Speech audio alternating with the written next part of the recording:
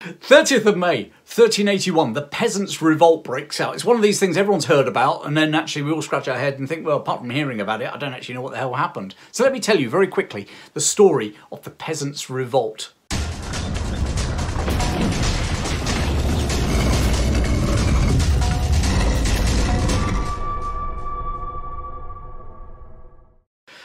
The background was that about 30 years before, the Black Death had swept through England. Well, actually, it swept through most of Western Europe. It was a bubonic plague, first time it ever appeared in Europe, and about a third of Europe's population was wiped out. You know, phenomenal when you think about a third of the population killed. You know, you compare to what we're running around with COVID now and how worried we've been with COVID. And it's nowhere near those sort of numbers. One of the big things that happened, apart from obviously the terror of bubonic plague and the Black Death, was that it wiped out a third of the workforce. Now remember that this was a peasant economy, it was a land agricultural economy principally, and you needed labourers on the land, and suddenly a third of them had disappeared. Which suddenly presented two problems. First, the aristocracy wanted to retain all the peasants they possibly had on their land, so they really wanted to entrench serfdom, keep it going. But the other problem that they suddenly faced was that actually this was a seller's market. Agricultural labourers, you know, could move around and get paid a bit more.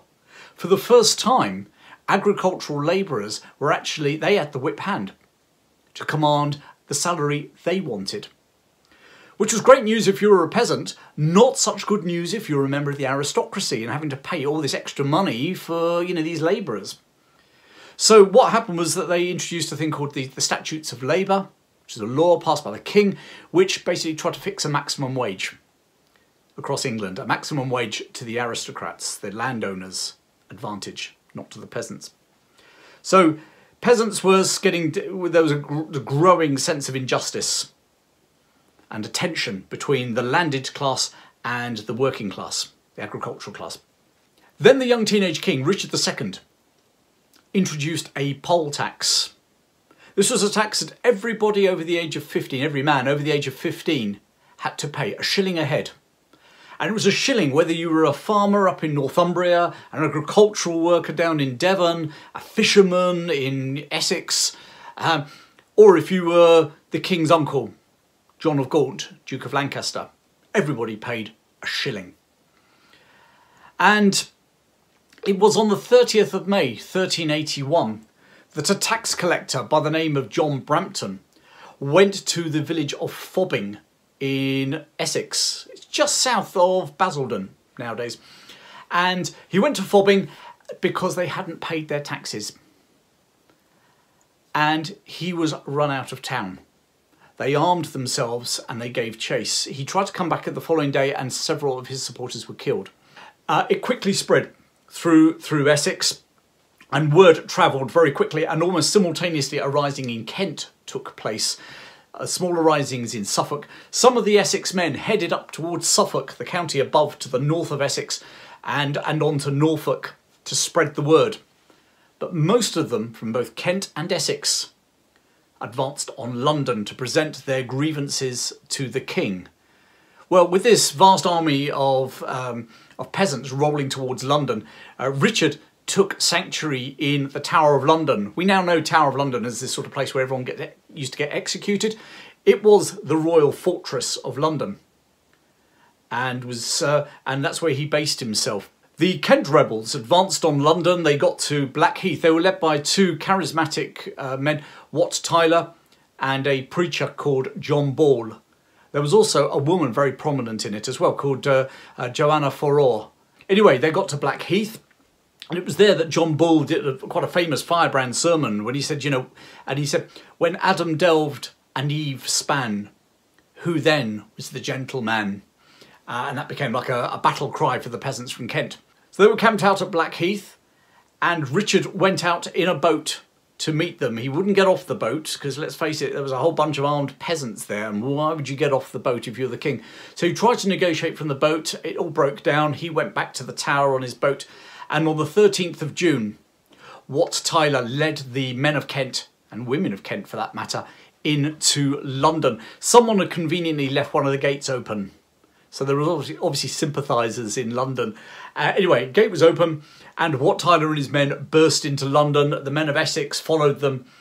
And a couple of things happened. First off, they sought out John of Gaunt's, the king's uncle's palace, the Savoy Palace, and they burnt it to the ground. The Savoy Palace was a huge palace in London, and it's now on the Savoy Hotel and the Savoy Theatre are on the grounds of that old Savoy Palace.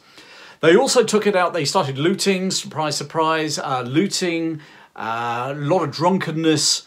And they then turned on the Flemish immigrants. Flemish immigrants from Belgium, a lot of merchants, doing quite nicely, thank you. A story of so many times when merchants are doing well all around the world. When there's violence, when there's a mass demonstration, the merchants very often get picked on. And they were going up to the merchants with their very thick Dutch accents and asking them to say bread and cheese, which was a telltale sign. The Flemish had a real struggle trying to get their heads around bread, or their tongues around bread and cheese. So they could try and pass themselves off as English until they were asked to say bread and cheese, and then it's brood and kees. And with that, the crowd would set upon them, and over at least 75 Flemish merchants were killed in the rioting that took place in London. Richard, of course, was safely in the Tower of London. On the 14th of June, Richard ventured out from the Tower of London to meet the men of Essex at Mile End, which is now, as close to the city as you can possibly have. But in those days, it was out of the city walls. It was away from London, a mile away, basically, from London, from London's walls. And they tried to have a negotiation. He promised cheap land. He promised free trade. He promised an end to serfdom. And he promised an end to forced labour. He had no intention whatsoever of keeping any of those promises, but anything to shut the crowd up. And many of the men of Essex were happy with that and started to drift back to Essex. Meanwhile, the men of Kent and the women of Kent, led by Johanna Ferrer, burst into the Tower of London. They got into the royal fortress, and there they killed the Chancellor of England, the Archbishop of Canterbury himself, Archbishop Sudbury. In the Tower of London, they also found King Richard's cousin, a young man called Henry Bolingbroke. Henry was the son of John of Gaunt, whose palace at the Savoy had just been destroyed. And they were about to put him to death. They were going to kill him. And some of the crowd said no. Joanna was all up for killing him. And there's interesting history turns, because Henry Bolingbroke was later to depose his cousin, Richard II, and declare himself king, King Henry IV. And it was his son who was Henry V at Agincourt. Isn't it amazing how small things turn in history? He could have been killed long before he'd ever even attempted to take over the throne. Wonder what happened then. Interesting. Anyway, so things still getting out of hand, and on the 15th of June, the following day, Richard once again decided to meet the men of Kent, this time at Smithfield, just outside London.